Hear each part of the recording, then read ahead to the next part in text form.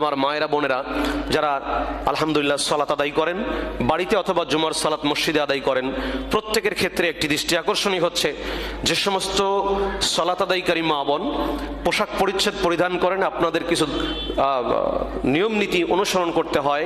যেমন আপনি যখন সালাতে দাঁড়ান, আপনার পোশাকটা, আপনি যে হিজাব পরলেন বা পোশাক পরলেন, আপনার সতর কিন্তু একেবারে পায়ের পাতা পর্যন্ত, পায়ের তালু না, পায়ের পাতা পর্যন্ত। আপনি রুকু করছেন, সাজদা করছেন, অবশ্যই এমত অবস্থায় আপনার যেই পোশাক পরেছেন বা যে বোরখা, যে মেক্সি পরেছেন, এটার ঝুল অবশ্যই পায়ের পাতা পর্যন্ত ঢেকে থাকতে হবে। এটা খেয়াল রাখবেন। এর ব্যাপারে কিন্তু অত্যন্ত জোরালো বক্তব্য আল্লাহ রাসূলের হাদিসে আছে।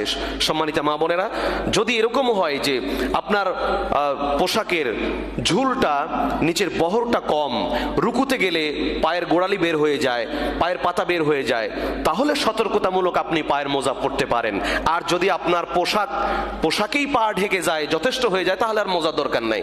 যদি এমনটি হয় পা বেড়ে যাচ্ছে, পায়ের পাতা বের হয়ে যায়, তাহলে সালাতের সময় একজোড়া মোজা পরে নেবেন। এটা দৃষ্টি আকর্ষণীয়। এটা করতে পারলে আপনার সালাতটা আরো বিশুদ্ধ হবে। এই নিয়মটা মসজিদে এবং বাড়িতে, আপনি যদি ঘরের কোনায়, ঘরের দরজা দিয়ে একাকিও সালাত আদায় করেন, তারপরেও এই বিধান আপনাকে অনুসরণ করতে হবে। আল্লাহ তৌফিক দান করুন।